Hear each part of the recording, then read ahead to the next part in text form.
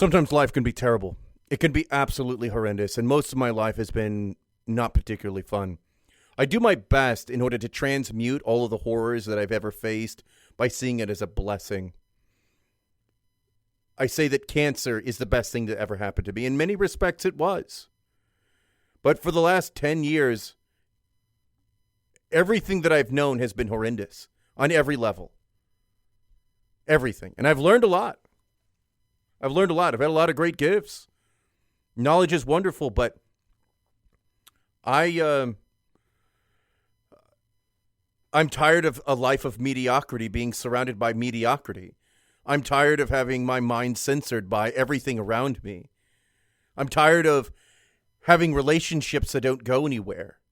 I'm tired of being seen as a character. I'm tired of having to be quiet whenever I know something needs to be said. I'm tired of seeing people suffering around me when I know that their life could be enriched with a few conversations diving into the intricate details of existence. I want to do something meaningful. I have to do something meaningful. And I want to spend the rest of my life, the remaining years that I have, surrounded by people who actually love me and can articulate why they love me, why they want me in their life. And I want people who I want in my life. Their life is short. And if you've never tasted the barrel of death, then you don't realize how short it is. We've been tricked into society into thinking that this desire for pathological independence is the way to go, and we turn against our biological proclivities, and we think that by tearing down tradition is the way to go. And as a consequence, we have ruined our lives. So many people have ruined their lives, and we exist in a perpetual state of misery. And instead of dealing with our problems, we take the monster pills from the pharmaceuticals and we address the symptoms instead of doing the deep dives of why we're depressed in the first place, why we're unhealthy in the first place. And the truth is, we're all unhealthy for various reasons, but some of the biggest components to it is that we've been taught not to live our life in a natural way. And when I say natural, I'm not saying going out into the woods and suffering. I'm simply saying dive into what is you. What is you? What are you? Who are you? What hurts you? And instead of just doing constant shadow work where you live in the past and you're existing and you're suffering, you take that pain, you rewire yourself, you understand yourself, you empathize with others, you try to dive into what is love, and then you live with it. And you bestow it upon others, and you glow, and you give goodness for the sake of goodness, and you start to move forward. And in that action of moving forward, I say that is like the symbol of moving forward is having 1 foot in the past, 1 foot in the present, and 1 foot in the future. Because if you want to have the best life possible, you've got to be doing all three. You need to reflect on where you've been, to see where you are, and then to anticipate where you're going to go. Have some kind of forethought. Think about what it is that you're doing in life. And I'm not saying do it to a level where you're incapacitated by your own thoughts, but instead put some thought into what you're doing. Feel through it a little bit. Have a harmony of the two. And then try to break down who you are, what people are, and understand that we are pretty much all the same and that we can be put into big brush strokes. We don't need 1,000 different definitions of what we like and what we don't like, and that makes our identity this and makes our identity that. No, you're a person who just has preferences. You're a person who likes this. And I'm going to tell you what, people like people who are intelligent, except for the people who don't. Some people are okay with just like hanging around and talking about this or that, and it would seem as some of the stupidest conversations that you've ever heard, but that brings them peace. Does it make them one category or another category that separates them into a million different categories? Because the more categories that you have, the more isolating that life becomes. And ultimately, we are a melting pot of beautiful hearts, minds, and souls. You're not as different as what you think you are. And if you begin to dive into yourself, you will gain a greater understanding of other people. I recently had a conversation with someone. They said, Sean, why do men do this? why do they send inappropriate pictures at different times? And I was like, well, it could be a variety of reasons. And we talked about various situations. Maybe they're an exhibitionist. Maybe they're trying to show you how confident they are. Or maybe it's worked. Maybe it's worked in the past. And of course, the response was, well, I don't see how they would think it would work because I have no care about that. And so I said, well, have you ever had a situation where a guy did that and you liked it and it led somewhere? And she's like, yeah, that's happened several times before. Well, maybe in the last several people that he's spoken to, it worked. So that's why he's doing it. It may be unwise, but we all do stupid shit. You do stupid shit all the time. I can guarantee that today you made a series of stupid decisions. And when you look inwardly into yourself and you realize that you make a lot of dumb decisions that really have no gain or benefit to you, that you can understand that people also make decisions that have no gain or benefit to them. And when you do that, it creates an opportunity to empathize with them and forgive them in the moment, to offer them redemption for making stupid decisions. Because when you're down, you don't want to be kicked, do you? You want to be given the opportunity to show that you can do something right instead of being absolutely destroyed because of one decision. That's what living with love is. Living with love is knowing that people know what they want but don't know what they want. It's knowing that people move from moment to moment, but they still have plans. It's to know that people change their minds, that they can be concrete in their ideas. Life is messy, but it can be simple whenever you look at it and you're honest and you're loving with it and you offer empathy and you forgive people and you let go of this pathological drive to be independent, which drives you to be lonely and bitter and begin to see everyone as monsters and narcissists. Because ultimately, this concept in life where people are just talking about narcissists all the time, when in reality, they are few and far between. And whenever you begin to isolate every decision that someone else makes and put fire behind it, like they're malicious and they're evil and they're self-serving, if you just applied that same template to yourself, you would consider yourself a monster in quick order.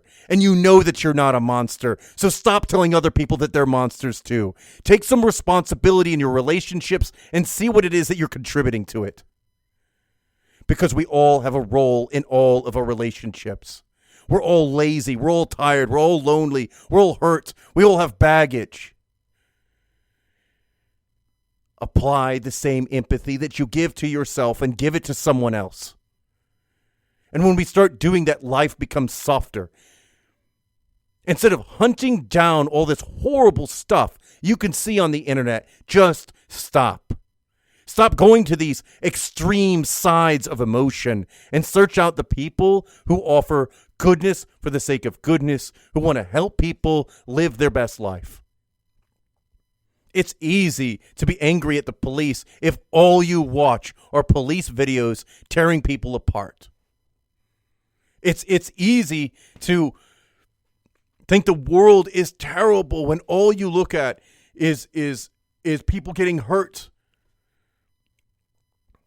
It's easy to feel absolutely destroyed and sad and hopeless if you watch the news, because all the news wants to give you is horror, absolute horror. Because there's far more greatness and goodness in the world than you realize. Even when you're sad and you feel like you have no options, when you're at the end of your own rope and you're like, I have nothing to live for, there are still things to live for. Because in every second is a snapshot of infinite beauty, joy, and awe. Life is so magnificent, it can be mesmerizing. And no matter how beaten down I get or feel like I don't have any options or I'm going to die in the worst possible way, or perhaps I will never have a partner who I feel comfortable with to share every ounce of my heart and soul, I know that even in my darkest and most hurting moments, there is so much beauty and divine light in the world that it makes life worth living. You have everything inside of yourself already to make this world beautiful. You already have everything inside of yourself to make you as bold and as brilliant as you want to be. We are powerful creatures, and you are a powerful being. You can achieve anything you can put your mind to. And this isn't that bullshit where you can have everything, because you can't have everything, but you can push for anything. You can set your eyes on something you want and push for it. Life is an adventure, and it's not about where we end up, but instead it is a journey we take to get there.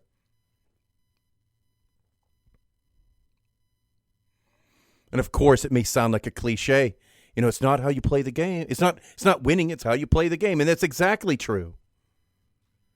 Just like in intimacy, right? So with intimacy and sex, everyone has this idea that you're shooting towards the goal. And sure, the goal is great, but the journey is what is meant to be fun. But everyone is so obsessed with the outcome instead of being present in the moment that they miss the intricate details of intimacy between a man and a woman. And it is that beautiful merging between the masculine and the feminine, and the vulnerability and the openness and the places that you could explore in the head and the heart space that transcends the physical. But the physical serves as a gateway to get to those places because we've been so beaten and battered by the horrors of life that to open up to someone and to be ready to actually be heard is impossible. And that's why sex is so beautiful. Sexual intimacy is beautiful. It should be a spiritual experience between two people who want to dive into the infinite depths of each other's soul.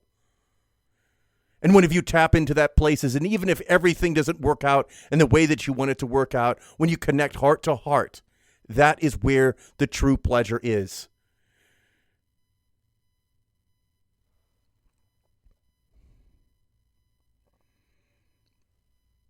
Life is beautiful, and it is beautiful in its nuance. And if we take the time to look at the infinite detail of our existence, we will see that there is greater good than there is bad. There is more love than there is horror. And people have a beautiful nimbus glow inside of their heart, but sometimes it becomes a black little coal. All we need to do is put a little heat to it and get it fiery red hot, and it can explode into a conflagration of passion, purpose, and significance. People need people. Invest in yourself. Dive into yourself, understand who you are, and see that everyone around you is full of infinite possibilities, infinite love. When you see that you can be magnificent, that you can hurt, it reveals that others can be magnificent and they can hurt. And with these tools, you can bridge a bond, you can forge a highway between you, you can sail to each other's islands, and life can become peaceful, pleasurable, and magnificent. So thank you for listening to my monologue. I hope that you cherish your seconds, celebrate your moments, enjoy all the time with everyone who is special to you.